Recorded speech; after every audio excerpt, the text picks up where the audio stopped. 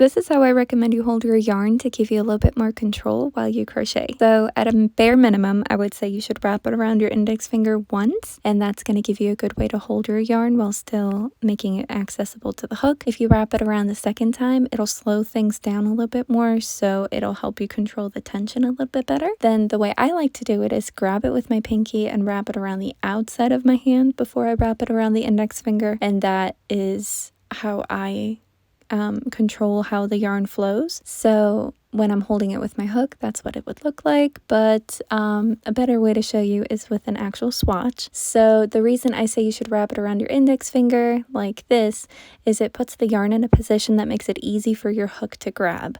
So everything else additional to that is really just preference. I like to do it just because it does slow things down, and by grabbing it with the pinky, I'm essentially creating an emergency brake. So whenever I feel like the yarn's running away, I just close my fingers and it's not going anywhere. But this video isn't to tell you that you're doing it wrong. This is simply for those who are struggling with holding their yarn and maybe are looking for tips and tricks on how to make it a little bit better. But whatever works for you, and don't let anyone tell you you're doing it wrong.